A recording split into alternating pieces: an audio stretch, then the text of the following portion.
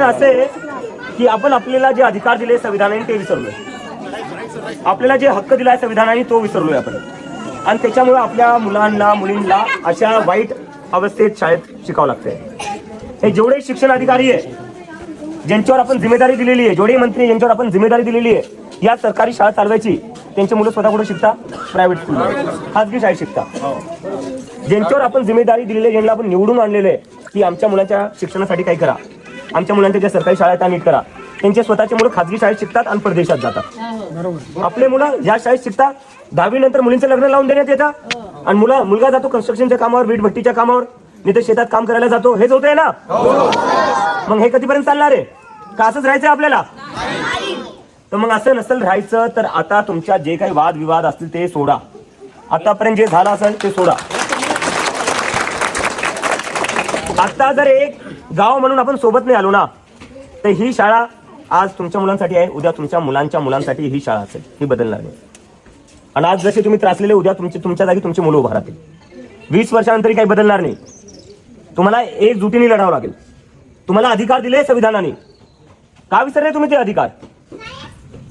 नुसते आपापसात भांडणं, आम्ही अधिकार म्हणलं, जातीपातीचं राजकारण म्हणलं, धर्माचं राजकारण म्हणलं की आपण लगेच बाहेर पडतो सगळे. का आपण शाळेसाठी बाहेर नाही पडत? भीम जयंती असो, शिव जयंती असो, आपण बाहेर पडतो ना. पडतो की नाही पडतो?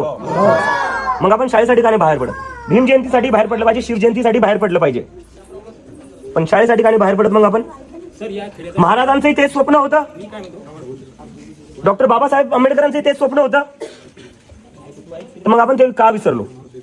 जातीपातीचं राजकारण म्हणलं की आपण लगेच सगळे निघतो बाहेर, घराबाहेर, की आमच्या जातीबद्दल असं होतंय, आमच्या धर्माबद्दल असं होतंय.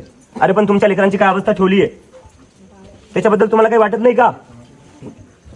जसं तुम्ही जातीपातीच्या राजकारणावर, धर्माच्या राजकारणावर इमोशनल होऊन बाहेर पडतात, बोलतात, तशी तुम्ही या शाळेच्या अवस्थेवर का नाही बोलले आजपर्यंत? त्याच्यामुळे या शाळा खराब आहे. तुम्ही प्रश्न विचारलेत, काय करसाल? पुढचं इलेक्शन येईल, पुढच्या इलेक्शनमध्ये त्यांनाच निवडून देसाल तुम्ही. आज एक गोष्ट ठरवा, ज्याला कोणाला तुमचं मत पाहिजे असेल त्याला इथे येऊन आधी शाळा नीट करावं लागेल. बरोबर. जर शाळा ही नीट होणार नाही तर त्यांना मत जाणार नाही. बरोबर.